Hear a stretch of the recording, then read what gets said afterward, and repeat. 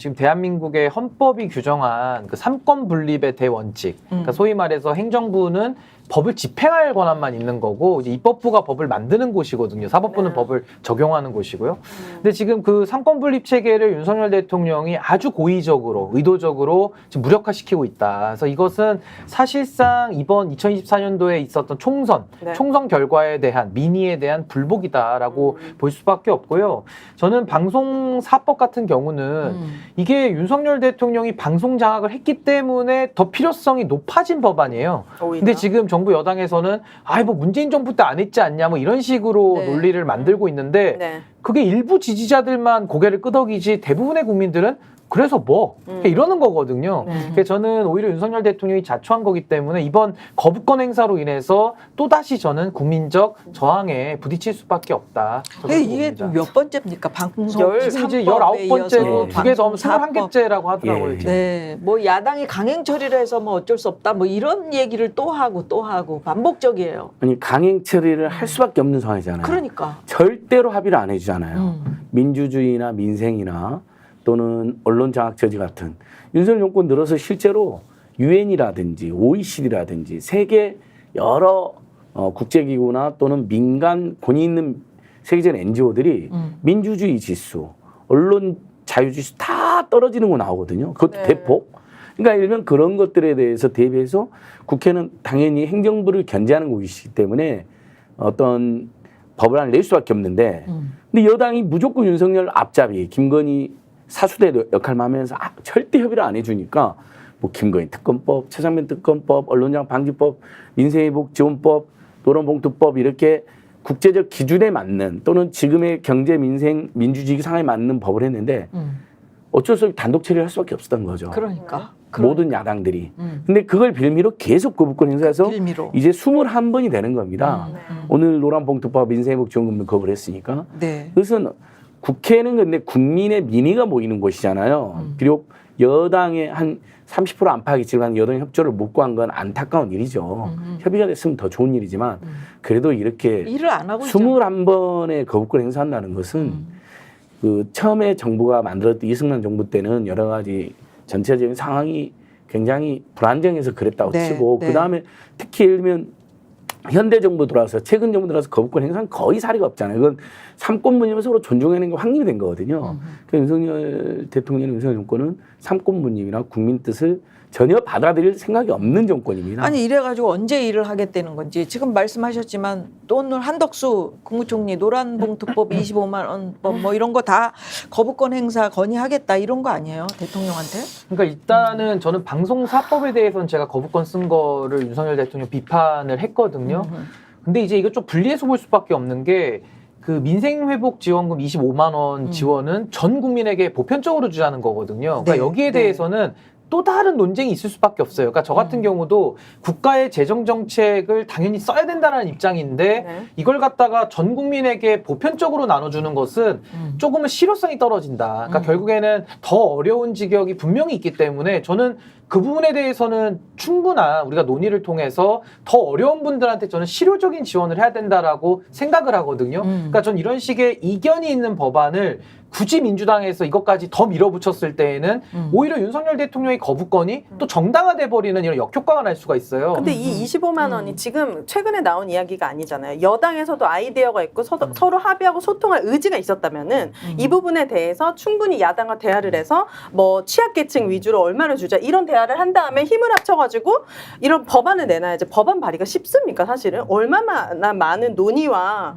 이 소통이 필요한 과정인데 계속 그렇게 팔짱만 끼고 있고 윤 대통령의 보호만 하다가 그냥 그거는 안 돼라고 하면 어떤 국민이 그거를 납득해요? 아니 그래서 소통의 저는 과정을 안 보여줬잖아요. 그래서 저는 여당이 당연히 뭐 비판할 게 너무 많다 보니까 제가 비판을 안 한 거지 잘했다는 뜻이 절대 아니고요. 근데 저는 이런 겁니다.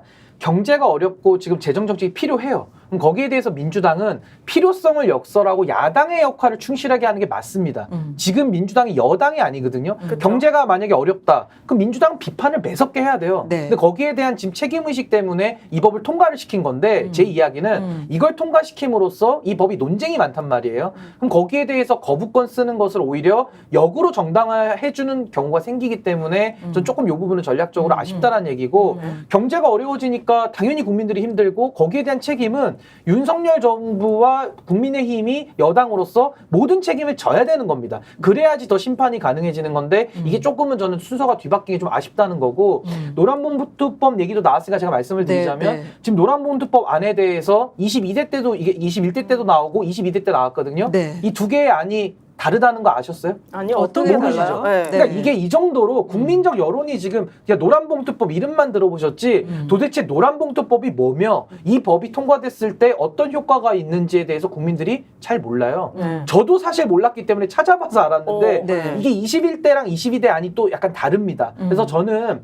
이렇게 내용을 아주 노사관계에 중요한 영향을 미치는 법에 대해서 굳이 윤석열 대통령의 거부권이 뻔히 보이는데도 굳이 통과시켜서 거부권을 행사하게 하고 거기에 대한 정당성을 부여하는 것은 조금 전략적으로 아쉽다. 그래서 저는 노조에 대한 것만 제 소신을 밝히면 저는 헌법의 기본 노동 3권이 나오거든요. 저는 노동 3권을 더 보장하는 쪽으로 나가는 개정안에 대해서 저는 적극 찬성합니다. 네. 근데 이 법에 대해서 저는 반대하는 이유가 이 법에는 노동자성 사업자의 범위를 확대하는 조항도 있지만 동시에 손해배상 규정 책임의 원칙을 흔드는 조항도 들어가 있어요. 근데 저는 원청과 하청.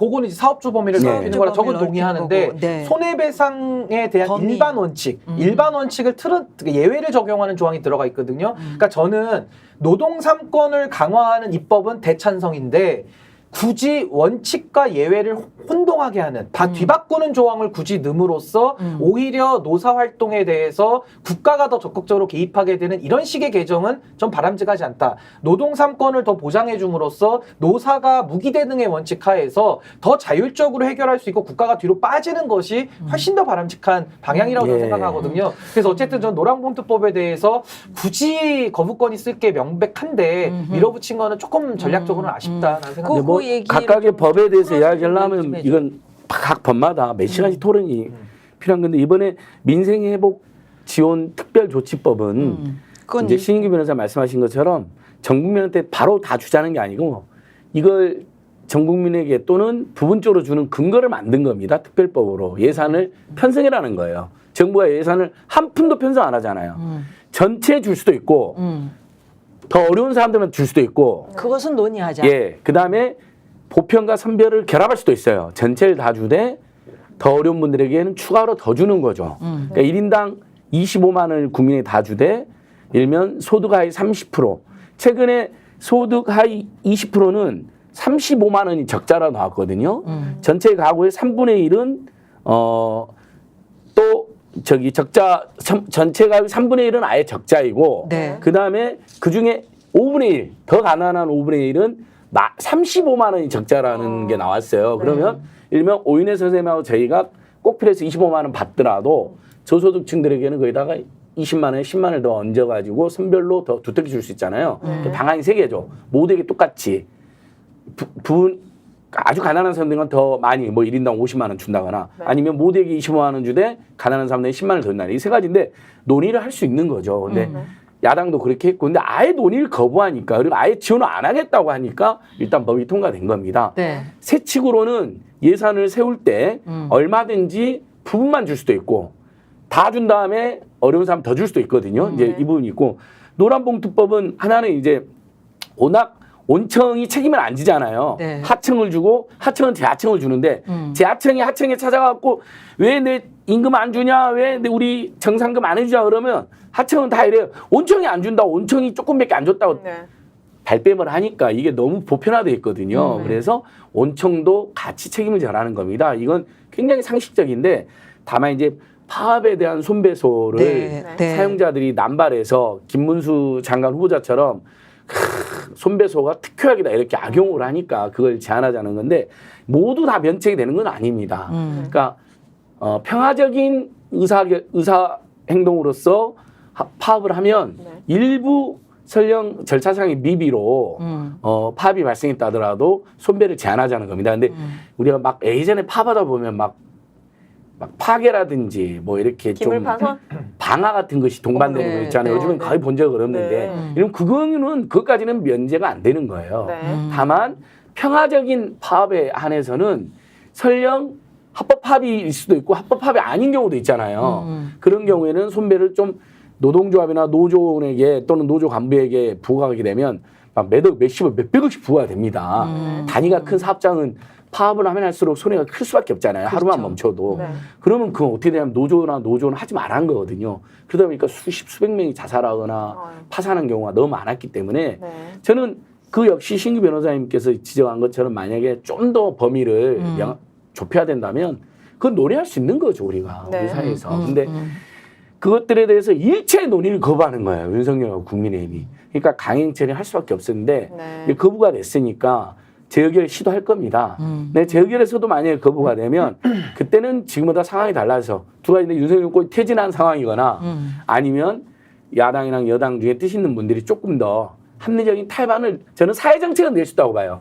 최상병 특검법 같은 건 탈반 내면 안 된다고 봐요. 네, 네. 저는 한동훈 씨가 법안도 안 내고 있지만 비겁하게 네. 대법원장에 맡겨가지고 진짜 최상병을 더 우울하게 만들고 박정훈을 집단혁명 수괴로 몰면 특검이 되면 안 되잖아요. 그런 건 탈반하면 안 된다고 보는데 사회정책은 탈반할 수 있잖아요. 예. 양곡관리법이라든지 지금 얘기하시는 걸 제가 전국민 지금 지원법에 이런 요거 건 보니까 노조법 2조 개정으로 합법 파업의 범위가 크게 확대되는 만큼 배상 면책 범위도 넓어진다. 그렇죠? 네. 사용자는 노동조합 또는 근로자의 손해배상 등 책임을 면제할 수 있다. 이런 조항이 포함된다. 그 부분에 대해서 그러니까 이게 제가 이야기하시는 짧게 거예요. 설명드리면, 네. 그러니까 전 이런 겁니다. 저는 총선 때도 야권에 200석이 필요했다라고 주장했던 유일한 보수 패널이거든요. 네. 제가 그 얘기를 왜 했냐면 그 200석을 가지고 국민들이 힘을 실어주시면 그 힘의 의미대로 저는 힘을 최대한 써라. 그게 뭐냐면 윤석열 정부 견제하는 뭐 특검법이라든지 탄핵이라든지 이런 부분에 있어서는 저는 힘을 쓰라는 게 전 민이라고 보는 거고 지금 말씀하신 대로 뭐 예를 들면 간호법이라든지 양곡관리법이라든지 노란봉투법이라든지 아니 민생지원 25만 원법 이런 것들은요 굉장히 논의가 좀 필요한 부분이고 이런 제도 개선에 대해서는 상당히 신중할 필요가 있다. 왜냐하면 과거에도 공직선거법 있지 않습니까? 내지는 검찰청법 있죠? 네. 이거 다 밀어붙여서 바꿨거든요. 그 부작용이 얼마나 큰지 몰라요. 그러니까 사회 제도를 바꾸는 부분에 있어서는 신중하고 윤석열 정부의 못된 짓이나 그걸 뭐 이진숙 탄핵이나 이런 거에 대해서는 전 그 힘을 다 쓰라는 거거든요. 이걸 좀 나눠서 사고할 필요가 있다라는 거고 제가 노란본드법만 예를 들면 아까 저는 뭐라 그랬냐면 사업자 범위 확대하는 거 저는 찬성한다 그랬습니다. 네. 왜냐하면 네. 노동 3권을 더 보장할 필요가 있기 때문에 더 확대하면서 오히려 노사 간의 무기 대등을 만들어주고 자율적 해결로 나아가는 방향을 정부가 만들어줘야 된다. 전 이렇게 주장하거든요. 그래서 네. 저는 노란봉투법 기준으로는 전 2조는 개정 찬성하는데 저 3조는 반대하는 겁니다. 저는. 뭐예요? 3조가 근데 뭐예요? 개혁신당의 이준석 대표는 또 반대로 얘기하거든요. 거기는 2조는 반대한대요. 근데 3조는 또 찬성한답니다. 그러니까 이 보수 내부에서도 전 법률가이기 때문에 일반 손해배상 원칙을 뒤흔드는 거에 대해서 상당히 거부감이 있는 거거든요. 왜냐하면 어느 계층에 대해서만 예외를 인정해주기 시작하면은 또 다른 계층도 예외를 인정해달라고 하면 원칙이 무너지니까 저는 3조에 대한 개정을 반대하는데 또 보수 뿌리는 같은 보수 쪽에서도 이준석 대표는 또 2조는 반대하는데 또 3조는 찬성한다 이러니까 3조는 뭐예요? 그게 손해배상액 제한 손해배상액 규정. 제한. 저는 그걸 반대하는 규정. 거고. 그러니까 이런 식으로 둘 다 찬성하는 분도 계시겠죠, 민주당에. 그러니까 이게 OX가 경우의 수가 4개가 나오는데 물론 국민의힘은 논의도 안 하니까 비판을 충분히 해야 되고요. 이게 굉장히 논쟁적인 사안인데 전 여기에 대해서 최소한 저는 국회가 통과를 시키려면 전 다수결의 법칙에 찬성하기 때문에 좀 더 이게 공론화가 되고 사회 이슈가 돼서 여기에 대한 조정을 이룬 다음에 통과했더라면 더 좋았을 거라는 아쉬움이 있고 또 하나는 이렇게 법을 그냥 통과시켜 버리니까 아까 내용도 잘 모르잖아요. 그러니까 윤석열 대통령 거부권을 썼을 때 국민들 중에 일부는 거부권 너무 남발하고 대통령 상권분리 무시해서 짜증나는데 이 법은 거부권 해야 되겠네라는 오히려 정당성을 준다는 겁니다. 그러니까 저는 그 부분에 대해서는 조금은 밀어붙인 건 좀 우려스럽다. 아쉽다. 좀 아쉽다라는 거죠. 아쉽다. 그러니까 네. 뭐 돌이켜 보면 사실은 노동조합법은 어렵잖아요. 국민들이. 어려워. 그 노조 일을 하시거나 아니면 직접 파업 같은 거 해보신 분들은 잘 아는데 우리나라 노조 조직률 10% 정도밖에 안 되고 또 그 중에서도 파업을 경험하신 분들은 또 소수입니다. 네. 그러니까 일단 이 법이 파업을 막 하게 만든다는 것은 전혀 팩트가 아닙니다. 왜냐하면 파업은 굉장히 어렵습니다. 그리고 노동조합뿐만 아니라 노조원들이 다 고뇌를 많이 해요. 이 파업했다가 내가 인생 엿되는 거 아닌가, 월급도 못 받는 거 아닌가, 심지어는 형사처벌까지 받고, 심지어는 수억의 민사소송도 하는데 누가 파업을 남발해서 그것이 너무 문제가 되니까 일부라도 제한을 한 겁니다. 사용자가 파업을 못하게 하려고 아니면 노조를 파괴해서 막 고의적으로 손배를 막 몇십억 몇백억 해가지고 쌍용당에서 그런 데도 너무 있지. 많은 사람들이 돌아가시고 그랬잖아요. 그랬죠. 그러니까 그걸 제한하자는 취지에는 많은 국민들이 공감하시는데 돌아가고. 디테일한 부분에 대해서는 이제 많이 이해가 안 돼 있는 것은 우리 야권이나 진보 세력이나 노동단체들이 더 국민들이 잘 홍보했어야 되는데 아쉬운 점이 있습니다. 라디오 광고도 했어요. 보면 제가 아침에 출근하면 MBC나 ITN 라디오에 나와요. 광고. 네, 그러니까 네. 노동조합이 광고하는 건 쉽지 않은데 그 정도로 열심히 하긴 했는데 그래도 어렵죠. 그래서 신규 변호사님의 지적에도 일리가 있습니다. 그러니까 근데 이게 이런 윤석열 정부에서 이 제도에 대한 소통과 타협과 어떤 절충안을 만들어낼 수 있습니까? 한 번이라도 그런 게 있습니까? 한 번도 안 했죠. 단 한 번도 보여준 적이 없어요. 그렇게 국민들한테. 해낼 수 있을까가 걱정이지. 의료 개혁도 본인이 하겠다고 했다가 지금 의료가 얼마 엉망진창인데 코로나 지금 다시 닥치고 모든 국민들한테 피해가 오기 때문에 저는 이런 논의 자체는 윤석열 정부에서는 일어날 수가 없는 일이고 전략적으로 뭐 실패했다 아니 이 윤석열 정부에는 전략이 없으니까 원칙이 없잖아요. 그러니까 그 근거도 통하지 않는다. 예. 네. 그러니까 첫 번째 지적이 그거죠. 타협을 하려고 해도 아예 반대해버리니까 타협이 안 돼버리는 그러니까 거예요. 무조건 싫다. 민생회복지원금 국민들은 지금 모든 통계나 지표가 최악이에요. 맞아요. 그러니까 지금 이제 마지막으로 우리 국민들이 어떻게 버티냐면 카드 돌려막기를 하고 계시니까 신용카드 연체액이 급증했어요. 왜냐하면 당연히 카드 돌려막기 하다가 마지막에 내요 못 내요? 못 내잖아요. 그리고 보험하고 적금 해지율이 바뀌고. 최대예요. 상반기 체불임금이 1조 500억으로 사상 최대예요. 모든 통계가 가장 최악이라는 게 나와요. 코로나 때보다 훨씬 어렵다는 것도 확인했고. 근데 좋다 그러면 가난한 사람들만 먼저 주자. 아니 신규 변호사님 할 수 있다. 근데 논의는 아예 안 된다 그러니까. 어디서 신문 보고 아는 한덕수님 그분은 근데 그만두신다고 한 지가 언젠데 아직까지 총리하고 이걸 발표를 합니까? 본인이 국민의 주장. 이것도 너무 기만체인 거 아닌가요? 그러니까 국민들이 이렇게 힘든데 윤석열 대통령이 보여줄 수 있는 의료- 아무것도 안 보여주고 그러니까 있잖아요. 저는 뭐냐면 제가 여기에 대한 전 이런 논의가 너무 좋은데 네. 충분히 이거 다 합의가 가능한 사안들이거든요. 국회에서 국회가 정상이라면 하루만 얘기해도 다 그게 그냥 할수 있는 정상화가 내용인데 돼야지. 이제 국회가 안 되는 거예요. 그래서 예. 저는 이 시대의 최고의 민생은 뭐냐면요. 윤석열 대통령의 임기를 최대한 단축시키는 게 저는 지금의 최대의 민생이라고 저는 보는 겁니다. 그렇기 위해서는 제가 그래서 안진걸 소장님이 이야기하셨던 주장을 제 입으로도 지금 얘기를 하고 있거든요. 그러니까 저는 이런 부분이 우리 사회가 그래도 많은 부분에 있어서 이제 합의를 모아나가는 과정이잖아요. 그러니까 저는 윤석열 정부 시대를 이거 3년 더 놔둘 수는 없어요. 우리 오윤혜 누님 네. 말씀대로 자리에 윤석열이 있는 한은 아무것도 이게 안 돼. 되는 거예요, 아무것도. 그러니까 제가- 이걸 빨리 해야 되기 때문에 저는 네. 그러기 위해서는 조금 더 국민의 여론을 더 모아야 된다. 그러기 위해서는 조금 더 윤석열 대통령을 코너로 몰아야 되는데 그러기 위해서는 오히려 입법권을 좀 더 전략적으로 써보는 건 어떨까. 네. 그런 예, 생각을 예. 그 고민 말씀이시지. 좋습니다. 네. 네, 저 하나만 첨언하면 네. 어쨌든 이 모든 근원에 윤석열 정권이 있습니다. 네. 일체 대화도 안 하고 소통을 안 하니까요. 그다음에 의료원장 이야기하셨잖아요. 의료 파업. 지금 예를 들면 제가 아는 한 지인 20대 여성 갑상선암인데 진료도 잡기가 어렵고요. 수술은 지금 내년에 나요. 당장 올해 어떻게 될지 모르는데 의사가 없어요. 누가 책임집니까? 그러니까 이걸 다 밀어붙인 게 윤석열이잖아요. 타협도 안 하잖아요. 대화도 안 해요. 네. 그러니까 지금 당장 국민들 앞에 굴복해서 노동이든 민생이든 의료든 이건 정말 국민들의 삶에 엄청나게 끼치잖아요. 돈 월급 못 받아보세요. 우리 어떻게 삽니까? 근데 사상 최대잖아. 윤석열 입도 뻥끗 안 하잖아요. 그럼 전통시장 돌아다니면서 막 해거리고 최상병 조롱하듯이 해군티 입고 돌아다니고 이러고 있잖아요. 의료 현장 지금 난립니다. 근데 그리고 아무것도 안 해요. 의료 현장 지금 어떤 상태냐면요. 네. 총체적 무정부 상태래요. 그러니까 아노미를 넘어서서 네. 그 아나키를 넘어서서 아노미 상태. 그러니까 앞으로 무기범 상태 큰일 그냥 나. 아수라장. 네. 총체적 혼돈 그 자체 카오스. 어디서 어떻게 해야 될지 아무도 모르는 의사도 없고 전공의도 안 돌아오고 의대생도 네. 밥 계속하고.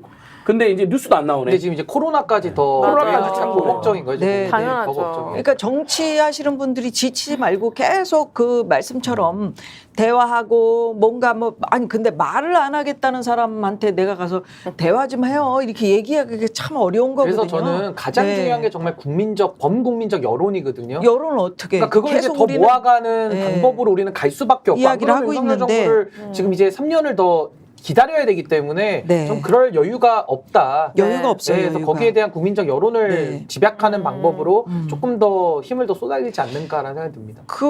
오늘 조금 아까 들어오기 전에 제가 인터넷 그 뉴스를 보니까 김경수 전 지사 여기 사면 복권한다는 그것 때문에 네. 지금 뭐 국민의힘의 게시판이 뭐 난리가 났다는 거예요. 아, 그래요? 뭐 윤석열 대통령을 욕하고 배신자 막 그래요? 뭐 아니 원세훈, 탄핵을 뭐 받아라, 막 조윤선, 뭐 이렇게. 임종범인가? 안종범. 안종범, 뭐 이런 사람들 한기환까지 다 해줘. 대부분 국정농단이나 국정파괴범이 사면 복권 사면이 됐고요. 그러니까요. 김경수는 완전 끼워넣기인데 그 사람들은 김경수만 괜찮아요? 11건은 한동훈 지지자들은 정말 황당한 거죠. 황당하네. 원세훈하고 김경수 비교하면 누가 제일 심각합니까? 현금 10억, 그러니까요. 10 몇 억을 자기 집에다가 갖고 있었던 사람이라면서요. 그 글쎄로 이분들이 공무원들을 볼 때는 동원한 거하고 윤통이 좌파라는 거지. 한동훈 쪽의 지지자들하고 지금 뭐 윤 쪽의 지지자들하고 지금 뭐 같이 갈등이 있나 봐요. 그러니까 지금 이제 그럴 윤한 필요 갈등이 없는데. 한 번 더 생기는 건데, 그러니까 대통령이 사면권을 행사하는데 이거 대통령 헌법상 권한이거든요. 근데 그 권한 자체를 지금 상당히 윤석열 대통령이 정치인 사면을 좀 남발했기 때문에 전 이게 비단 김경수 전 지사에 대해서만 문제 제기를 할 게 아니라 국정농단 주범들까지 싹 다 풀어줬잖아요. 그러니까요. 그러니까 이거는 전 매우 좀 심각하다라는 생각이 들고, 다만 한동훈 대표가 대통령의 권한에 대해서 지금 반대 의견을 냈기 때문에 지금 여당 자체는 상당히 지금 콩가루 상태로 좀 또 들어가고 아니 저 있다. 원세훈 같은 사람은 얼마나 살뜰하게 우리 그 윤석열 대통령이 챙깁니까? 네. 저 근데 본인이 수사했어요, 윤석열 당시 그러니까요. 검사가. 그러니까 그리고 자기가 수사하고 자기가 처벌하고 또 수사하고 풀어주고. 그리고 장난이죠, 장난. 가석방을 주도한 게 한동훈 법무장관 시절이거든요. 가석방 관련 규칙까지 바꿔가지고 그때도 논란이었어요. 근데 한동훈 전혀 아무도 시비를 안 걸어. 박근혜 때 가서 머리도 조아려. 그래놓고는 그리고 그 사람들이 반성하거나 사과한 거 봤어요? 이명박 박근혜 사과합니까? 같이 반성합니까? 부부로 같이 밥 먹고 예, 밥 먹고 있거든요. 그러고 그래. 있잖아요. 위도 갈비 뜯던데. 그리고 김경수만 시비를 거는 건 너무 웃기잖아요. 그리고 저런 권력형 비리들을 집어넣기에 얼마나 많은 시간과 이런 게 있었습니까? 근데 무슨 사면이에요. 법률적인 항쟁도 있었죠. 자, 참여연대 얘기를 좀 해봐요. 참여연대가 감사원에다가 국민감사를 청구를 했었어요. 네. 이건 뭐냐면 여러분 기억하실 거예요. 뭐 얘기들 많이 나왔겠지만 대통령 집무실하고 관저를 청와대에서 이제 용산으로 옮길 때 그거를 이 리모델링하고 공사를 하면서 관저 공사. 직권 남용이나 특혜가 있었는지를 네. 100% 조사해달라. 있었겠죠. 네. 근데 그게 지금 6번을 미루다가 지금 7번째 감사. 또 미뤘다는 거예요. 감사를. 네. 이거는 뭐 여사님의 손길이 있었던 건가요? 어떻게 저는 이럴 수가 당연하도 자 이걸 당연하던가요? 똑같잖아요. 자 최상병 사건 억울한 중 발생해갖고 조사하려고 하니까 갑자기 박정훈을 항명수계로 몰아버려요. 그 다음에 백혜롱 과장님이 열심히 수사해가지고 칭찬받았는데 갑자기 이분이 좌천이 돼요. 그리고 이분이 오바했다라고 막 이분을 공격해 지금 국민의힘에서는요. 똑같잖아요. 이제 그 다음에 권익위 국장님이 이건 종결하면 안 된다. 최소한 불법이거나 아니면 수사기관에 이첩이라도 해야 된다. 그랬더니 그 사람을 죽음으로 내모지 않았습니까? 온갖 압박을 해가지고. 자, 감사원 내에서도 양심적인 분들이 이건 감사를 해야 된다고 지금 주장을 하고 있겠죠. 그렇겠죠. 내부에서 네. 싸우는구나. 그렇게- 열심히 노력하고 있을 거예요. 네. 위에서 김건희 사수대들, 윤석열 비호대들이 못하게 하겠죠. 근데 기간은 60일이 된가가 다 해야 되거든요. 근데 지금 근데 기간이 미뤄져가지고 도하니까 연장을 해서 이건 처음 일일 거예요. 7번을 연장하는 거죠. 11월 언제 발표한다고 그랬더라? 네. 근데 네. 김건희 여사가 빠지지가 않은 게 불법 증축공사 관련해가지고 등장한 업체가 김건희 여사 코바나 컨텐츠 후원 업체고 그리고 여기가 21g. 21g이라는 곳은 또 제주도에 있고 심지어 아니 21g이 그 리모델링 공사 코바나 컨텐츠에 관련된 회사고 예. 네. 그 21g이 원래 증축 공사를 할 수가 없는 그냥 그 인테리어 하시는 네. 하는 그런 업체예요. 불법 공사죠. 네, 불법 공사. 그렇지. 인테리어 공사만 할 수 있는데 그렇기 증축 때문에 공사까지. 명의 딴 데다가 맡긴 데가 제주도에 있는 그 회사 A라는 회사. 그러니까 네, 이렇게 그렇게 된 일 처리를 어떻게 정부의 청와대를 용산으로 옮기는 이 어마어마한 일을 이렇게 짜치는 이런 이상한 회사에다가 심지어 어떻게 14평을 증축하는데 그러니까 저는 일주일이 걸리고 이게 좀 우리가 순서를 와. 복귀해 보면 네. 사실 그 대통령실 옮기면서 김건희 여사와 아주 유착되어 있는 업체들이 수의계약 받는다라는 그렇죠. 얘기가요. 엄청 많았죠. 집권 초기부터 네. 나왔어요. 맞아. 근데 그때부터도 의혹만 나올 뿐 해결이 안 되다 보니까 네. 김건희 여사가 더 대범해지는 겁니다. 경비가 그다음에 2천만 김건희라는 얘기도 나왔어요. 그러니까 그래서 그 다음에 김건희 여사는 또 양평 고속도로를 갑자기 자기네 집 맞아. 앞으로 놓기 시작하고 또 그 언저리에 명품백을 받아먹고. 그러니까 뭐 최지영 목사님한테만 받진 않았을 거 아닙니까? 그 뒤에 어떤 분들 기다리고 계시고. 있고. 그러니까 이런 식으로 더 범행을 대담하게 하도록 이게 방치한 책임이 있는 거거든요. 그래서 네. 저는 지금도 이게 지금 감사원에서 계속 그 감사를 연기하고 와. 지금 이러고 있는데 눈치만 보고 있는데. 그러니까 저는 이제 이거는요 감사원에 맡겨서 될 일은 아니고요 다 네. 국정조사 내지는 특검을 가서 이거는 네. 강제 수사를 통해서 이 처벌을 하느냐의 문제로 넘어가야지 이제는 더 이상 이런 정치적 공방의 대상으로 둘 사안은 네. 아닌 것 같다라는 생각이 듭니다. 그러니까 참여연대는 제도 내에서 개혁을 잘 주창하고 주어진 법과 제도를 잘 활용하잖아요. 그래서 필요하면 고소고발하는 거, 고소고발 전에 그때 김건희 디올백 뇌물수수 의혹도 참여연대가 권익위에 신고한 거거든요. 그래서 권익위가 나선 거예요. 안 그랬으면 나서지도 않았을 거예요. 참여연대가 많은 근데 일을 그래서 권익위 하시네. 그 김모 국장님은 사명감 갖고 그래요. 올해 2022년 문재인 정부 마지막에 인터뷰한 거 보니까요. 우리나라 반부패 순위가 네. 50몇 됐는데 30위까지 올라간 거예요. 네. 너무너무 좋아하는 인터뷰를 하셨더라고요. 네. 어떻게 하면 이렇게 가야 된다. 큰 보람과 기쁨을 느끼신 근데 거예요. 윤석열 정부 들어서 엄청 떨어졌어요. 어마어마한 부패와 비리가 발생하니까 본인은 조사해야 된다. 종결해서는 안 된다. 문제가 있다라고 주장했는데 그 묵살당해서 네. 그리고 그 묵살만 당했겠습니까? 자기가 사랑하는 권익위와 자기랑 같이 일했던 동료들의 자존심과 긍정 보람이 모두 짓밟히고 아마 향후 승진에도 불이익당한 게 분명하잖아요. 백혜령 과장한테 용산에 너 보고 있어. 너 끝났어. 뭐 이런 식으로 압박했잖아요. 영등 보서장이. 그 지는 승진하고 네. 지 부하는 네. 열심히 한 부하는 좌천시키고 그런 걸 다 관직사에서 다 보고 있거든요. 그래서 이분이 엄청난 좌절 고통 속에서 돌아가신 거 아닙니까? 네, 네. 감사원에서도 지금 이런 일이 똑같이 발생하고 있는 거예요. 아니 그런데 어떻게 아무리 그 영부인이나 대통령이라고 그래도 우리가 같이 거래하던 코바나 컨텐츠 시절에 그 같이 일했던 사람을 2시간 만에 수의 계약을 따내고 이거 예. 네. 그다음에 14평인가 그 증축하는데. 공사하는 거는 굉장히 많은 시간이 드는 거예요. 저도 그렇죠. 공사를 해봤지만 네. 조그만 거 화장실 하나 뭐 5평, 4평 뭐 이런 거 고치려고 그래도 그거 뭐 정말 몇 달은 걸릴걸요? 뭐 한 달? 최소 몇 달은 최소 걸리죠. 뭐 최소 한다고 그래도 네. 뭐 보름 정도는 잡아야지 7일 만에 14평을. 그 공사가 끝났다는 거잖아요. 서류로 봐서는. 그러니까 이게 지금 이게 국가 뭐야? 돈을 사실상 몇 수십억을. 빼먹는 건데, 네. 그러니까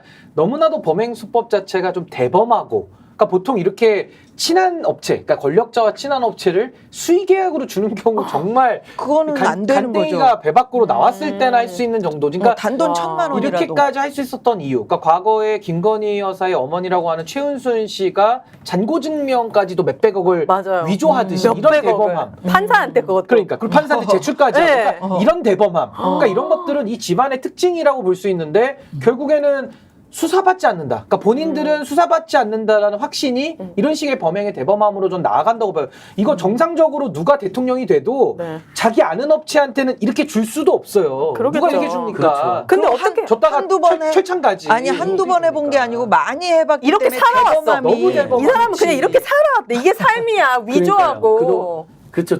이게 삶이 모든 이래. 게 조작이죠. 네. 8대 조작. 인생 그때. 조작, 경력 조작, 논문 조작, 주가 조작. 주가 조작, 노선 장고 조작. 조작, 도로 조작, 여론 명품백 사건 조작, 네. 여론 댓글팀까지 조작. 네. 요것도 공사 조작이죠. 그러니까 자 이게 이제 시작이 용산 집무실 이전할 때도 큰 공사는 모르겠는데 작은 공사에 김건희 측근들이 개입했다. 찾아가 보니까 무슨 동네 정말 허름한 전방 같은 데가 있지 않았습니까? 네. 어떻게 그 용산 집무실에 그런 데가 공사할 수 있습니까? 그다음에 거기에 따라서 관절 이전하는 문제잖아요. 여기는 좀 더 김건희가 마음대로 했겠죠. 용산 집무실은 마음대로 할 수가 없잖아요. 보는 눈이 너무 많으니까. 모르죠. 아니 예리하시다. 지금 맞습니다, 거기를 맞습니다. 윤 대통령이 쓰는지 김건희 지금 여사가 쓰는지 어떻게 그러니까 알아요? 맞습니다. 그 그러니까. 여기 이게 한겨레에서 한겨레 그 이번에 특종인데 그 특종인데 전에 나와 있는 것까지 보세요. 종합이 되어 있는 거예요. 증축공사도 A종합건설이 했고 그 제주도에 있는 회사. 네. 그다음에 대통령 집무실 공사에도 참여를 했대. 이사 네. 여기가 예. 그렇죠. 그러니까 이게 뭔가 얽히고 설켜 있단 말이죠. 예. 근데 그러니까 그걸 밝혀내야 되는 관저 거지. 쪽은 저는 전면적으로 분명히 더 큰 비리가 있을 거고 용산 집무실 이전에도 비리가 있는데 거기는 다 해먹지 못했을 거라는 거예요. 보는 눈이 많아가지고. 다만 용산 지무시 이전에다가 관저 쪽으로 갈수록 더 큰 비리가 있을 거라는 겁니다. 그때 예전에 무슨 전기 면허도 없는데 전기공사에 맞아. 걸리지 그런 않았습니까? 것도, 네, 세상에 그런 기초적인 것까지 지키지 않는. 그러면 결국에는 청와대, 멀쩡한 청와대 놔두고 용산으로 옮긴 거는 본인 뭐 어떻게 해서든지 비리하고 주변에 다 챙겨주기, 세금을 이렇게 남용하려고 자기네들 그 식구들 챙겨주려고 그렇게 했던 거잖아요. 결과적으로는 해먹은 셈이 되는 거죠. 도대체 그렇죠. 용산을 옮겨서 국민이 무슨 이익을 봤어요? 하나도 없어요. 하나도 하나도 없어요. 청와대는 오히려 길만 막혔지. 네. 청와대는 옮기지 않아도 관광으로를 했어요. 세금 다 못 낭비하고. 받겠지만. 네. 자, 그러니까 지금 직접 비용도 처음에는 몇백밖에 안 된다 했는데 이미 1,000억 가까이 들었고요. 그러니까요. 직간접적 비용은 1조가 넘게 들었고요. 용산 집무실 이전하면서 국방부 파괴됐고요. 그러니까요. 그래서 미군 옆으로 갖고 도청도 당했고요. 그다음에 항공 계속 무인기에 뚫렸죠. 그래, 얼마 전에 오물풍선, 오물풍선에 뚫렸죠. 거기에다가 정보사 지금 명단도 유출됐죠. 이게 전부 다 이 보안과 기강이 무너지면서 발생한 문제. 거기에다가 김건희 세력이 바로 하면서 온갖 비리까지 창고를 한 겁니다. 근데 감사원이 연장했다는 건 뭔가 알고도 발표를 못하는 그렇죠. 단에서 또 나오는 거예요. 김은기고 빨리 아니면 잡았을 거예요. 분명히. 왜냐면 아니, 황당하거든요. 이거 왜 이런 논란을 만드냐고요? 빨리 발표를 해야지, 그죠? 빨리 발표를 하면 그래서 국민들이 이렇게 감사원 고문들 논란이겠냐고요. 중에도 극단적 생각하는 분이 있을 수 있어요. 그러시면 안 됩니다. 당연히 안 되죠. 알아서 분명해서 네, 우리가 그럼요. 지켜드릴 테니까. 네, 그리고 네. 윤석열 정부의 모든 비리의 중심에 왜 김건희가 있는 거죠? 저는 이거 진짜 심각하다고 봐요. 최상병 사건에도 결국 김건희였고 여기서도 김건희 코바나 컨텐츠 여기도 그렇고요. 김건희 여사가 안 끼는 데가 없어요. 고속도로도 마찬가지고. 공동으로 정권을 운영하니까 그렇겠죠. 아, 너무 공동 운영이 아니라 상급 저는 운영이에요. 이제 김건희 대통령이라고 김건희 정권이라고 부릅니다. 이제는. 그래서 이제 영부남이라는 영부남이 맞고요. 그래서 영부인이 아니고 우리 역전용사들에서 우리가 밝혀냈잖아요. 윤석열이 저 해군티 입고 그 시장통에 등장했을 때 곧 김건희가 등장할 거다 더 화려하게. 아니니까 그 다음날 바로 등장했고요. 심지어는 영부남 윤석열 한 번 정도 대통령 행세하는 김건희 2번 나왔는데 거기서 행세가 아니에요. 이제 행세란 말도 바꿔요. 행세는 보통 호가호이라 그러잖아요. 대통령 행차를 2번 한 거예요. 선출된 권력도 네, 아니고 영부남 한 온갖 번, 비리는 다 저지르고. 그래서 분위기 띄운 다음에 본인이 부산에서 2번을 나타나요. 역대 어느 영부인도 그런 적이 없어요. 보통 대통령이 한 10번, 20번 하면 그중에 한 번, 한 그러니까. 20번에 한 번 정도. 그러니까 이게 문제인 게 여기가 관저면은 정말 우리 귀한 대통령과 영부인이 있는 곳이잖아요. 보안 시설인데 아니 그 검사들 불렀을 때는 그 뭐 전화기 폭파된다고 테러리스트. 그렇지 보안 시설 들어올 때 그거 조심해야 된다 폭발 내고 오라고. 다 그 콜검하고 와 그러고 폰 그 뺏고. 전화기 다 뺏고 그랬으면서 폰 상납. 아니 어떻게 이렇게 보안 시설에 이렇게 불법으로 이렇게 아니 그러니까 용산이 축축하고? 그때 미국에 의해서 도청당한 적 있잖아요. 네. 그러니까 그렇게 날린 공사하니까 도청당하는 거예요. 국가 안보가 술술 새는 거예요. 그래서 저는 지금까지 우리가 역대 정권들을 겪으면서 심지어 독재 정권 때도 영부인 이름 이렇게까지 유명한 적이 없었어요. 맞아. 영부인 이름을 매일 뉴스에서 1일 1 이름을 보는 경우가 없었고요. 더 심각한 거는 그 대통령의 장모 이름을 이렇게 아는 나라가 없어요. 이렇게 최은순이라는 이름을 전 국민이 알아. 이거를. 이렇게 부패한 아니, 독재 사람이 어디 정권도 없었어요. 있었습니까? 독재에서도. 제가 아니 이승만 맞습니다. 대통령 장모님 이름 아세요? 몰라요. 이승만 대통령? 모르지.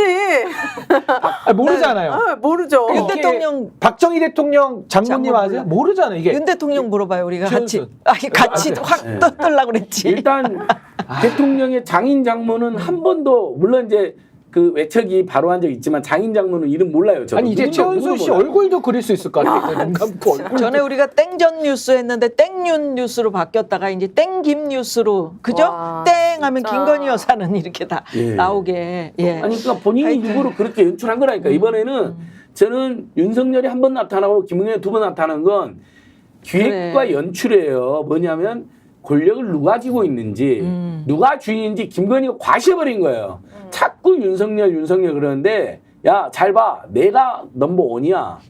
내가 2번 다녀. 윤석열 지금 해군기지 안에 들어가서 술 먹고 있어. 내가 국정살피로 나왔어. 그니까요. 2번 다녔잖아 정말로. 그거 다 막아줄 수 있는 게 가장 부패한 곳이 검찰이라는 걸 보여주는 거예요. 네. 김건희 여사는 네. 검사의 부인으로 수년을 살면서 딱 본 거지. 아 이것만 잡으면 내가 모든 막 살아도 된다. 막 살아도 되니까 막 살았잖아요. 보니까. 그래서 김종대 의원이 이야기했잖아요. 그러니까 김용남 전 의원이 그 화제가 되고 있잖아요. 심우정이가 될 거다 검찰총장. 그랬더니 그래서 딱 분석이 그거였어요. 뭐라고? 김건희 오빠랑 동창이다. 그러니까 네. 근데 사람들이 그때 그건 너무 약한데 했는데 진짜 그렇지, 양쪽으로 돼버렸어요. 갈렸었는데. 네. 예. 지금 이 상황에 어제 저희가 한참 다뤘었는데 그 독립기념관장에 대해서 그런데 아니 먹고 살기도 힘든데 무슨 건국절 논쟁 이런 게 국민한테 무슨 도움이 되냐 이런 그럼 말씀을 이런 사람 하셔가지고 말아야지. 아니 이게 말이 그러니까 됩니까? 배부른 지금 소리하고 있는 거고요. 그러니까 결국에는 윤석열 대통령은 아마 이렇게 생각할 겁니다. 아니 내가 인사권 행사하는데 뭐 이렇게 또 야당 놈들은 또 정쟁을 하고 자빠졌어? 아마 이렇게 생각할 거예요. 시끄러워? 이렇게. 시끄럽게 만드냐는 건데 근데 우리가 논란이 있다고 시끄럽다 그래서 그냥 덮어 넘어갈 게 아니라 내용을 봐야 되잖아요. 그러면 이거 누가 만들었어요 논란을? 아니 그러니까 독립기념관장이 누군지를 봐야 되잖아요. 그래. 아니 완전히 식민사관에 지배돼가지고 뭐 본인은 뉴라이트 아니라 그러지만 뉴라이트 중에서도 악질 뉴라이트만도 못한 네. 역사관과 인식을 갖고 있는 아유, 사람을 그럼요. 독립기념관장에 앉힌다? 그러니까 지금 광복회장 이종찬 회장님 같은 분은 이분이 독립유공자 후손이거든요. 예. 광복절 행사에 안 가겠다는 거예요. 아 지금 다들 난리예요. 다른 단체도. 뭐 야육당도 안 가고 네, 그러면 네. 이쯤 되면 정상적인 대통령이면요 아 독립기념관장 누군데 들여다보고 아 이상하네 바꿔 이게 정상인데 그렇지. 지금 윤석열 대통령 정상이 아니니까 그냥 밀어붙이고 아 뭐 개가 짖어도 열차는 간다 이렇게 지금 인식을 하고 있는 거예요. 그리고 국민들은 아무 생각 말고 그냥 먹고 살기 힘드니까 먹고 사는 문제만 해결해라 알아서 네. 이런 얘기잖아요. 아니 그래서 저는 이겁니다. 윤석열 시대 들어와서 생각해 보십시오. 대통령실 무너진 건 초기부터 그랬고요. 초기부터 이제 다 이제 망가졌고 국방부 무너졌죠. 해병대 무너졌죠. 방통위 무너졌죠. 권익위 무너졌죠. 감사원 무너졌고 검찰 경찰 싹 다 무너졌거든요. 이제는 하다 못해가지고 독립기념관까지 지금 망가뜨리고 있는 거예요. 이렇게 전방위적으로 국가기관을 망가뜨리는 대통령을 전 단 하루도 저 자리에 나서는 안 된다라는 위기감과 불안감을 정말 느끼는 겁니다. 국민들께서 그러시면 신규 변호사님이 저보다 더 과격해지셨어요. 정말이에요. 아니 제가 화가 너무 나니까. 과격해요. 지금 과격이 아니야. 민심을 대변하는 3년이 거죠. 넘긴 게 아니라 3개월도 넘길 때 신 변호사님 아니요. 단 하루. 3시간도 너무 길어요. 지금 그런 3초 꼴이신데. 얘기하는 거 아니에요. 아니 그러니까 저는 윤석열 대통령 이번 이 태도도 이것도 국민들 너무 열받게 하는 겁니다. 역사 관련 주요 공공기관에 뉴라이트나 극우 극단주의자를 무려 25명의 요직에 앉혔어요. 야금야금 해가지고. 그래서 아예 나라를 왜 집권했는지 나라를 어떤 면을 하는지 전혀 알 수가 없다라고 유시민 작가도 이야기했잖아요. 예를 들면 박근혜 정부는 창조경제로 되어 있는 윤석열 정부는 그것도 없어요. 뭐 예를 들면 옛날에 무슨 뭐 김영삼 문민정부 윤석열은 정부에 대한 지침도 없어요. 그건 무슨 생각이에요? 이게 알코올 생각이 정부, 없는 거야. 알코올 정부. 그러니까 알코올 정부구나. 아무것도 없어요. 없는데 있어요. 보니까 나라를 일본에 갖다 바치는 친일 것은 정부? 확실해요. 아. 아니요 친일로 설명이 안 돼요. 그냥 친일은 일본 있고 이렇게 일본에 갖다 친하게 지내자 이런 친하게 지내는 그럼 정도잖아요. 이거 뭐라고 해요? 불종하고 상납정부, 순이라고 상납정부. 그게 아니라 그냥 스스로가 일본 뭐야? 구국 군국주의자 그 자체예요. 생각이 똑같은 거예요. 독도에 대해서 윤석열 대통령 단 한 번도 자기 입으로 말한 적 없잖아요. 우리 땅이라고. 제 생각에는 일본 땅에 주려고 생각하고 있는지 몰라요. 근데 이것도 일본이 알고 있는 것 같아요. 아사히 신문에서 친일 정부라고 아이 정확하게 지금 얘기해서 이번에 사도광산 그럼 사도광산 세계문화유산 봐요. 등재부터 시작해서 일본 네. 난리 났어요. 제3자 아예 아이고 친일 견제. 정권 때문에인데 사실은 좀 더 이렇게 쓰면 부하 정권이라고 쓰고 싶을지도 몰라요. 꼬봉 정권이라고. 친일이 기시다 그런 거잖아. 오야봉? 친일. 예, 아니 친일이 아니라 일본 그 자체라니까요. 친일이란 말도 아깝다니까요. 그러니까 친일과 굴욕 이 정도로 얘기하기에는 이제 매국의 예, 단계로 그 가고 정도하고는 있어요. 완전히 달라요. 내용이 예전에 아. 이승만부터 박근혜까지 그래도 선을 지켰어요. 독도라든지 눈치는 과거사 맞다. 선을 부정하면 지켰다기보다. 그거에 대해서 그렇지. 규탄이라도 했어요. 네. 근데 아예 8.15나 3.1절 때 그런 지적 단 하나도 안 해요. 그럼요. 본인이 독도는 나서서 우리 땅이란 말도 안 한다니까요. 이거 네. 잘 봐야 됩니다. 그럼 아예 일본해로 표기를 해버리고 대한민국 공식 문서에 독도가 없어져 버린 경우도 나오잖아요. 치밀한 작전 같지 않으세요? 역사 요직의 뉴라이트 마지막에 핵심이 독립기념관장의 일본 강점기에 우리가 일본 한국 식민이었다잖아요.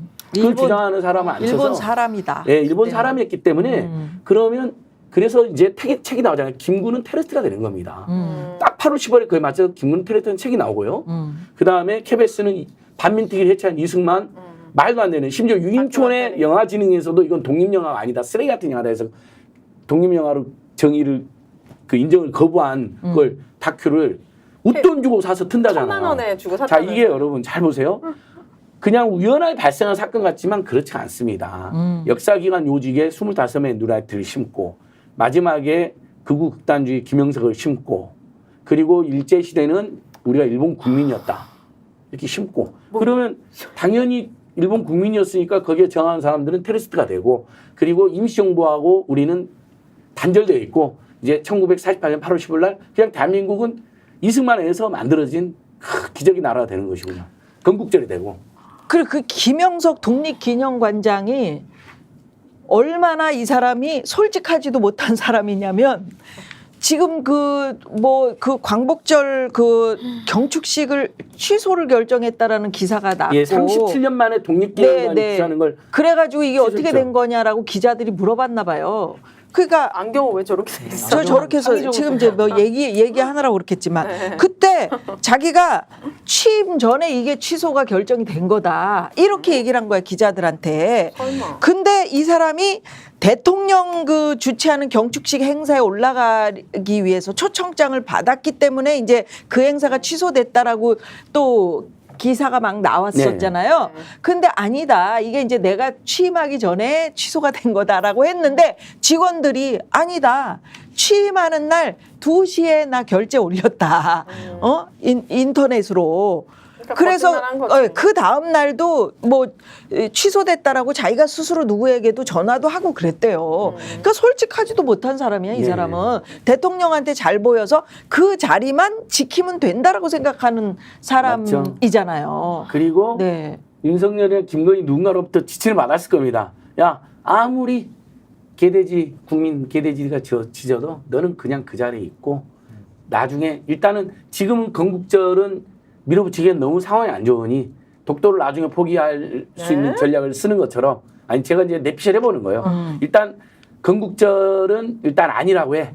대신에 그 임시정부부터 8월 15일까지를 해가지고 48년까지를 건국의 과정이라 해갖고 임시정부의 의미를 약화시켜. 그렇게 딱 하잖아요. 그래서 이승만과 김구가 건국의 아버지가 2명이 돼 갑자기. 이렇게 이제 물타기를 하는 거죠. 건국절로 가기 전 단계로 1948년 8월 1호와 8월 15일과 이승만을 최대한 부각시키고 이승만 미안한 다큐 틀고 요 정도로 이번까지는 수위를 조정하는 것 같아요. 그런데도 대통령은 왜 지금 불필요한 이념 논쟁이 벌어지고 있는지 나는 도대체 어떤 국민한테 도움이 되는지 납득이 안 간다라고 얘기를 했어. 그런 얘기를 했어요. 네. 자기가 이념 논쟁 제일 많이 붙였는데. 그러니까 이렇게 논란이 되게 만든 뉴라이트 인사들 다 25명. 수면에서 본인 입으로 이념이 제일 중요하다 하지 않았나요? 그리고 공산 전체주의라는 듣도 보도 못한 회개한 말도 만든 게 윤석열 그러니까요. 그리고 그 김장한 목사 인터뷰 보니까 텔레그램을 보내가지고 직접 대통령이 윤석열이 그 기독교계에도 공산당이 침입했다라는 텔레그램 보냈대요.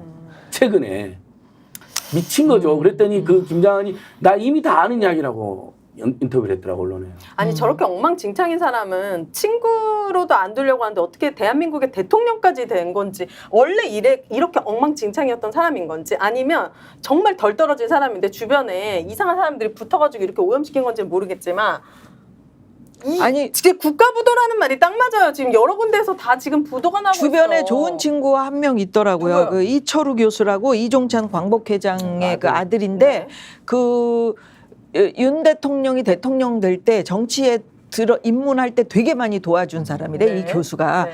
근데 지금 이게 대통령이 직접 나서서 이 건국절에 대한 입장을 분명히 지금 밝혀라. 네. 그래야 된다라고 얘기를 했대. 아버지가 이제 지금 화 많이 광복회장이시고 나셨어요. 화가 많이 나셨고 네. 회장님은 아예 정부가 대통령이 나서서 이게 아니다라고 얘기하지 않는 한은 나는 참석하지 않겠다 이렇게 얘기하고 있잖아요. 그럼 윤석열 대통령이 지금 똥인지 된장인지도 구분 못하고 그 그냥 친구가 막 까고 얘기하는 있는 거를 예. 친구가 얘기하는 거를 들어야 되는데. 아니 본인이 그러니까 엄청난 철진한 이념농협 만들어 놓고 다시 대한민국을 옛날 해방 전후의 좌우 대립 같은 분위기로 만들어 놓고 우리 국민들이 휘말리진 않겠지만 궁극적으로 그럼 그래 놓고는 먹고 살기인데 웬 건국절 논쟁이냐.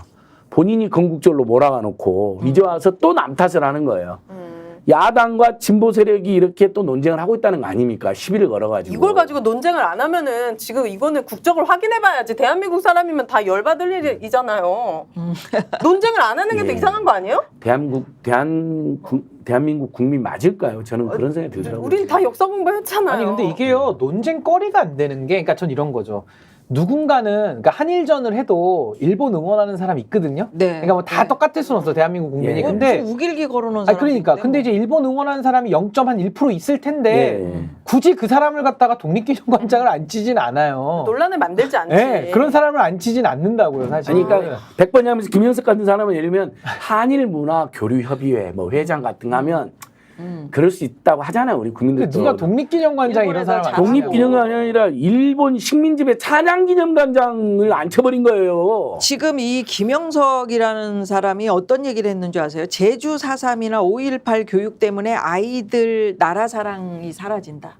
이런 무슨 얘기를 소리예요? 또 나라 사랑이 사라진다는 건 또 기사에. 본인의 나라가 그게 어디예요 뭐야? 도대체?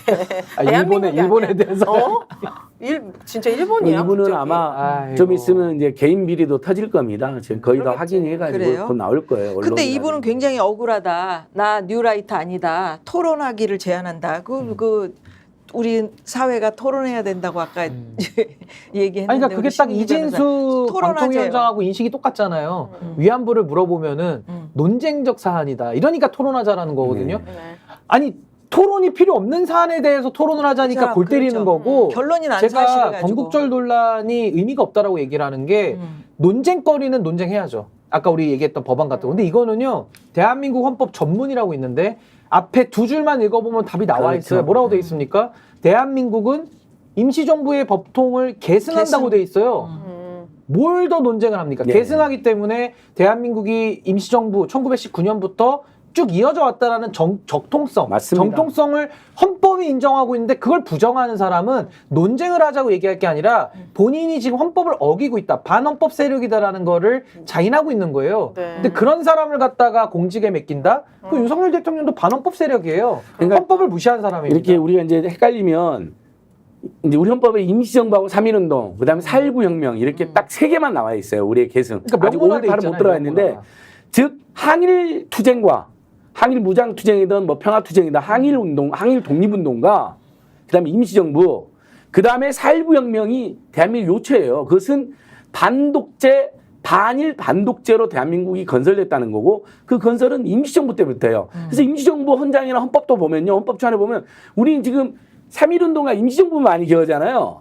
대한민국이 그때 선포가 됩니다. 1948년 8.15에 선포가 되는 거예요. 그래서 이승만조차도 대한민국은 임시정부부터 선포가 됐다. 그 헌법에 보면 고종이 선포한 것은 사실 실력도 안 되는 당시 우리가 대한제국을 선포했잖아요. 그 쟤는 황제 나라잖아요. 그 제를 빼고 백성의 나라 민국을 선포한 게 1919년 3월 1일이고. 아니, 그래서 제가 그 얘기 드리려고 했는데 저분들이 다 이승만 대통령 존경하는 사람들이거든요.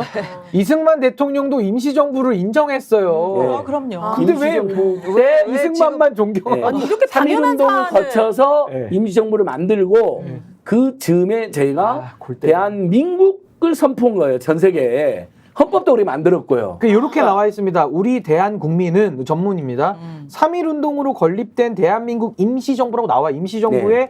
법통과 불이한 건 4.19 민주이념을 계승이라고 명확하게 나와 있는데 예. 네. 왜 명확한 걸 가지고 본인이 헌법을 부정하고 있는데 왜 이걸 논쟁하자 논쟁을 토론하고 하고 누구 얘기를 나오라는 해야 얘기입니까? 그러니까. 아니 반헌법주의자가 지금 무슨 명분으로 얼굴을 들고 다닙니까? 이런 사람은 왜 윤석열 대통령 어떻게 안 쳐가지고 공직을 맡아요? 아니 근데 나는 윤석열 대통령도 되게 웃긴 게 지금 이렇게 코미디언이야, 광복절 코미디언. 뉴라이트 논란이 이렇게 한창일 때에 그 뉴라이트의 논란에 처음 불을 지핀 그 이명박 전 대통령을 만나서 그렇죠. 하필이면 그렇게 저 생각나게 식사를 해요. 예.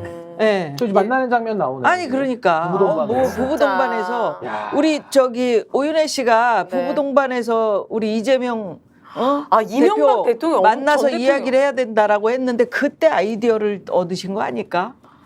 저렇게 딱 만나셔서 자기가 근데 고기를 저 그림 넣었다고요? 보면서 참 네. 의아한 게 음. 이명박 대통령은 전직 대통령이긴 합니다만은 사실은 개인 비리로 네. 저분은 범죄자예요, 범죄자. 그렇죠. 어마어마한 자기가 범죄자. 지금 그러니까 사면을 받았다 뿐이지 범죄자고요. 저 옆에 앉아 있는 녹색 옷 입은 사람 있잖아요. 네. 저분은 예비 범죄자예요. 그러니까 범죄 혐의를 받는 피의자라 그러죠. 네. 저기 앉아 있을 때가 저기서 갈비 뜯을 때가 아니라 네. 검찰청 가가지고 수사를 받아야 될 사람이에요. 근데 지금 범죄자와 예비 범죄자가 모여서 국사를 논하고 갈비를 뜯는다. 이 대한민국이 이 지금 제대로 된 나라로 이거 인식을 해도 됩니까 지금? 안녕한 그리고 겁니까? 얼마나 지금? 역겹냐면요. 이재명 대표랑 여야 대표 윤석열 영수회담이라 그럴 때 그때 윤석열이 계속 반대한 논리가 우리는 윤석열은 원칙주의자 같고 범죄자들하고는 겸상하나. 그러니까 수사 받는데 범죄자를 했잖아요. 수사 받는 사람들하고는- 저기 정진석도 있어. 정진석도 범죄자. 정진석이 그렇게 말하죠. 2심까지 네. 났으니까. 야, 이 말이 안 되는. 이명박 전 대통령은 저하고 우리 문화예술인들하고도 지금 2심 소송 중이거든요. 저희가 1인당 500만 원 승소했어요. 1심에서. 블랙리스트 피해자들. 네. 그 피해자들이 그래서 다시 2심 항소해가지고 지금 원세훈 국정원장 지금 나온 분. 이번에 복권된. 예, 복권된. 네. 그리고 이명박 전 대통령. 이명박으로서는 이렇게 함께. 윤석열이 너무 좋을 네. 거예요. 자기 세력 다 풀어주고 다 매겨 사면 살려주잖아요, 복권해주고. 근데 심지어는 처음에 옛날에 BBK 김홍일이가 대검 중수부장 때 무혐의 처리해준 게 김홍일 대검 중수부장이고 그 가장 좋은 게 윤석열이고요. 그다음에 정호영 특검팀이었잖아요. 비비특검. 그때 파견 나간 검사 유상범하고 윤상열입니다. 정확하게 그때- 얘기하면 네. 김홍일은 서울중앙지검 3차장 검사할 때 그렇죠. 그걸 덮어줬고 네. 그 대가로 그때 MB 정권 때 대검 중수부장으로 그렇죠, 갑니다. 그렇죠. 가장 힘센 네. 자리로. 그때 중수 이과장이 윤석열 검사입니다. 그리고- 그렇게 연결된 그러니까요. 사람들이에요. 그리고 BBK 특검 때 정호영 특검잖아요. 꼬리곰탕 먹고 조사하신 일종의 김건희보다는 특혜를 덜 받았어요. 근데 그 사람은 그래도 식당까지는 불렀어. 꼬리곰탕 먹이면서.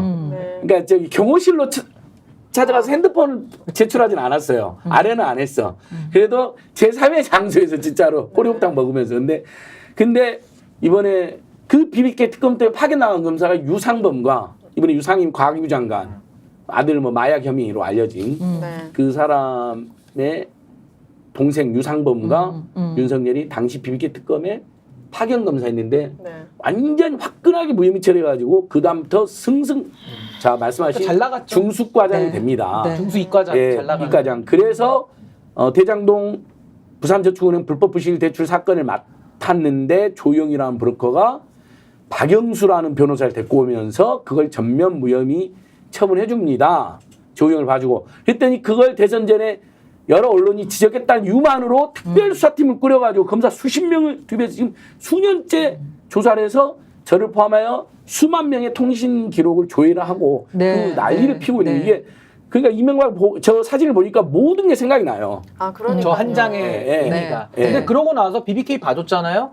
이명박 대통령 이제 범죄자죠. 저분은 범죄자입니다. 네. 이견이 없는 범죄자예요. 네. 왜냐면 사면복권 받았다고 죄가 없어지지 않고 그렇죠. 대부분은 범죄자입니다. 판결이 범죄자인데 저 범죄자가 결국에는 10년 뒤에, 그러니까 덮어주고 나서 10년 뒤에 결국에는 다 윤석열의 그것도 손에 의해서 깜빵에 가요. 그렇죠. 범죄가 다 확인됩니다. 네. 근데 지금 자기들끼리 좋다고 저렇게 갈비 뜯고 있는 거예요 지금. 맞습니다. 황당하죠, 어저께 황당해. 그래요, 황당합니다. 어저께 저희가 맨날 그 이렇게 무거운 뉴스만 전해드려서 네. 좀 그나마 좀 가벼운 그러니까 뭐 좋은이라고 할 수 있을까? 예, 그런 뉴스를 하나 전해드리고 싶다라고 말씀을 드렸는데 권익위원회가 그 아까 우리 얘기한 목숨 잃은 순직한 저 간부의 순직 인정을 추진하겠다 그래요? 한다 이런 그 뉴스가 이렇게 있네요. 순직을 인정하게 네, 되면은 이분이 공무상 재해보상을 또 받을 수도 있고 이런 건가요? 어떤 게 있는 거지? 아마도 뭐 대통령실 뭐 이런 데서 공무원이니까 순직 처리에 동의를 해야 되는 거겠죠? 그러니까 이제 지금 그래서- 공무상 재해를 지금 인정을 하는 경우로 이걸 좀 하겠다는 건데 저는 사실 권익위 간부의 이 안타까운 사건에 대해서 아주 심플한 겁니다. 이거는 명백하게 김건희 여사의 사건을 처리하는 과정에서 괴로움을 호소하고 목숨까지 네. 잃어가면서 저항한 네. 거거든요. 그렇기 때문에 반드시 진상규명이 돼야 되고요. 유가족이 원하는 그리고 거예요. 네, 원하는 거고 그리고 이 돌아가신 고인분의 명예가 회복이 돼야 됩니다. 그리고 마지막으로 국가의 책임을 인정하는 것까지 나아가야 네. 전 우리 사회가 그래도 지금 우리 유족분들 얼마나 지금 마음 아프시겠어요. 자녀도 그분들에게 어려워요. 드릴 수 네, 있는 네. 아주 자그마한 네. 아주 작은 그런 위로가 될 수가 있다. 아니 그 정무위 네, 소속 생각합니다. 국회의원들인가 뭐 거기 그 유가족들 거짓말. 조문하러 와, 갔는데 저는 뭐 오지 말라고 그게 너무 그랬다며. 충격적이더라고요. 네, 그래가지고 그 윤석열 정권은 짐승보다도 못한 말이 맞습니다. 세상에 얘기 못 듣게 하려고 가족을 그랬나 봐. 잃고 음. 가장이 호르몬이 계시고 네. 아이들이 아이들도 있고 어리고. 아내나 어머니를 이제 뵙고 온 사람들만 하면 굉장히 지금 너무나 큰 충격과 너무 고통으로 충격이죠. 그 있잖아요. 사람이 완전히 그 그래. 초췌해지고 고통이 너무 느껴진 상태였대요. 근데 가족들이 조문 원하지 않으니 오지 말라고 의원들한테 문자를 보낸 국회의원들 거야. 문자를 보냈잖아요. 심지어 입구에서 진짜로 N195을 막고 있었대요. 막아서 못 들어갔다. 그래서 그러면 우리가 여러 명이 왔는데 한 분이라도 인간의 도리상 어쨌든 정무위 국회의원들이니 권익위를 감시하고 견제하는 인간적으로 가서 조문할 때 한 분이 딱 들어갔대요. 네. 갔더니 유가족들이 왜 아니, 왜 이제 그런 왔냐. 이야기 우리 한 적이 없다. 사진 막 대동하고 시끄럽게 조문하는 그렇지. 경우 있잖아요.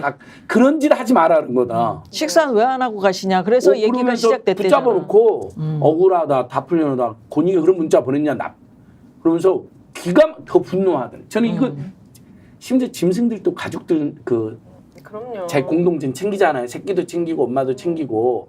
근데 이 인간 사회에서 이런 엄청난 고통이 발생했는데 그걸 못 챙기고 한 거 아닙니까? 네. 본인들의 그 죄를 덮으려고 저는 전현희 위원장에 가서 통곡하고 소리쳤다잖아요. 당신들이 그래요. 죄값을 그랬더니 우리가 뭔 죄를 졌냐고 따라 나오면서 소리질렀다잖아요. 그랬대잖아. 정치검찰 야당이 출신 잘못해서 부위원장이. 근데 참고로 그 부위원장이 지금 사표를 썼다는 속보가 아, 그래요? 나왔는데 그래요? 그러니까 정승윤 부위원장이 지금 사의를 표명했다라고 하는데 음. 이게 뭐 사표만 써서 해결될 일은 당연하죠. 아니고요. 사표 쓰고 나서도 이 부분에 대해서는 저는 조사받아야지. 수사를 받아야 될 네. 것이다라는 생각이 듭니다. 제가 네. 최근에 봤던 정말 가슴 아픈 뉴스가 자살 통계거든요. 그래. 이게 안 그래도 우리나라가 압도적인 일이었는데 여기서 10%가 더 늘었고 하루에 40분이 평균 40분이 예. 자살을 한다는 통계가 나왔어요. 지금 상반기 통계가 작년에 비해서 10%가 늘어났고 6,500분이 넘어요. 네, OECD의 3배 가까이 됩니다. 정말 불행한 와, 나라예요. 지금. 우리가 세계에서 가장 불행한 네. 나라. 그러나- 근데 거기다 최상병 같은 네, 사람 순직시켜버리죠. 지금 이렇게 네, 힘들지만 이 우리 김 국장 같은 정말 올바른 근데 지금 MB 이죠. 부부랑 같이 밥 먹을 때문에 갈비 뜯을 갈비가 때입니까? 넘어가네요. 근데 갈비가. 여하튼 힘들지만 여러분 여기에 계시는 우리 시장 이분들 통해서 먹방할 같이 때가 아니에요. 이분들처럼 또 사회 정의를 위해서 이렇게 애쓰시는 분들이 많으시잖아요. 힘을 내십시오. 예, 살아볼 만한 세상입니다. 그럼요. 크다 보면 좋은 세상은 오거든요. 버티면 됩니다. 네, 네. 스픽스는 말하는 언론입니다. 대세는 유튜브, 그중에서 스픽스. 좋아요, 댓글, 구독, 알림 설정. 여러분이 저희를 사랑해 주시고 우리가 여러분을 사랑하는 4가지 방법입니다.